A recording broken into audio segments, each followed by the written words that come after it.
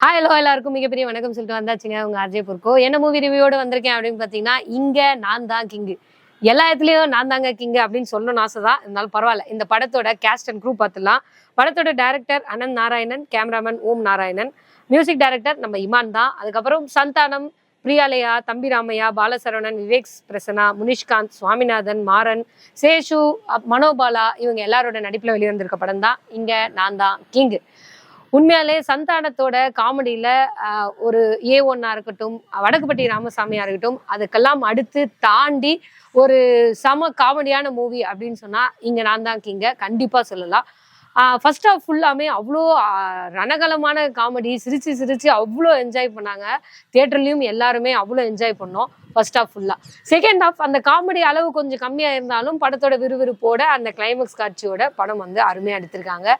கதை, அந்த கதை ஓட்டம் இது எல்லாத்தையும் விட்டுட்டு காமெடியா ஒரு மாதிரி என்டர்டெயினா போயிட்டு மன கஷ்டத்தெல்லாம் தீர்த்துட்டு ஜாலியா சிரிச்சுட்டு வரணும் அப்படின்னா கண்டிப்பா இங்க நான் தான் கிங்கு படத்துக்கு தாராளமா போகலாம். ரெக்கமெண்டட். தியேட்டர்ல போயிட்டு ஃபேமிலியோட இந்த லீவை என்ஜாய் பண்ணுங்க. அரண்மனை 4க்கு அப்புறம் தியேட்டர்ல போய் ஜாலியா பார்க்கலாம் அப்படின்னா இந்த படம் உங்களுக்கு ரெக்கமெண்ட் பண்ணியாச்சு. ஓகே, படத்தோட கதை என்ன அப்படின்னு பாத்தீங்கன்னா, முதல்லயே சந்தானம் ஒரு மேட்ரிமோனியில ஒர்க் பண்றாரு. விவேக் பிரசன்னா தான் அந்த மேட்ரிமோனியோட ஹெட். மேட்ரிமோனில எல்லாம் 60,000 ரூபாய் சம்பளம் கொடுக்குறாங்களா, நான் கூட போயிடலாமா அப்படின்னு பாத்துக்கிட்டு இருக்கேன். ஒரு நல்ல மேட்ரிமோனியா இருந்தா நீங்களும் கமெண்ட் பாக்ஸ்ல ரெக்கமெண்ட் பண்ணி விடுங்க, வேலைக்கு அங்க போயிடலாம். ஓகே, அங்க ஒர்க் பண்றாரு. இவருக்கு வந்து ஒரு சொந்த வீடு வாங்கணும்னு ஆசை. ஒரு 25 லட்சம் ரூபாய் விவேக் பிரசன்னா கிட்டே கடன் வாங்கி வீடை வாங்கிடுறாரு. ஆனா அந்த வீடு பாத்தீங்கன்னா ஒரு பிரம்மாண்டமான வீடா இருக்கு. 25 லட்சம் ரூபாய் சம்பந்தமான வீடா மாதிரியே தெரியல. ஒரு 1 கோடி 1.5 கோடி ரூபாய் மதிப்புள்ள வீடு மாதிரி இருக்கு. விவேக் பிரசன்னாக்கு இப்ப அந்த 25 லட்சம் ரூபாவை நம்ம சந்தானம் கொடுக்கணும். அதுக்கு என்ன பண்ணலாம்னு யோசிச்சிட்டே இருக்கும்போது, கல்யாணம் பண்ணிக்கலாம், ஒரு பொண்ணு வந்துச்சுன்னா பொண்ணு கிட்ட இருந்து வரதட்சணையா வாங்கி கொடுத்துடலான்னு முடிவு பண்ணி பொண்ணு பார்க்க ஆரம்பிக்கிறாங்க.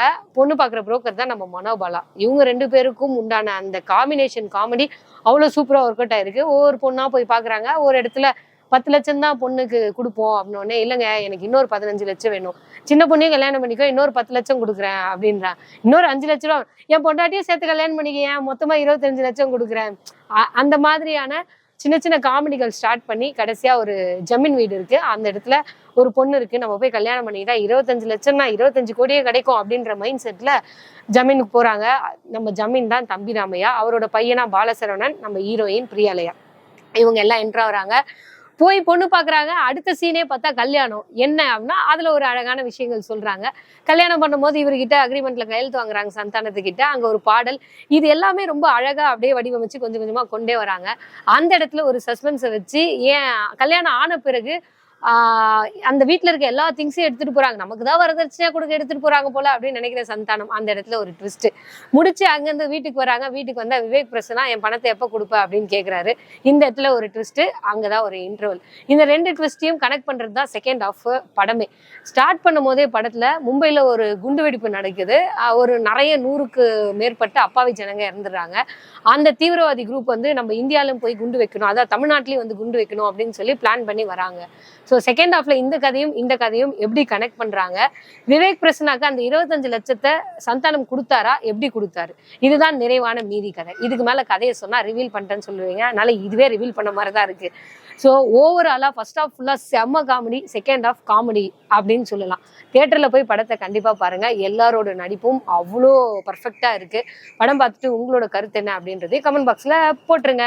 மியூசிக் படத்துக்கு ஒரு மிகப்பெரிய பேக்ரவுண்டா இருக்கும். கண்டிப்பா படம் பாருங்க. அடுத்த வீடியோல வந்து சந்திக்கிறேன். டாடா பாய் சொல்றதுங்க அஜய் பொற்கோ.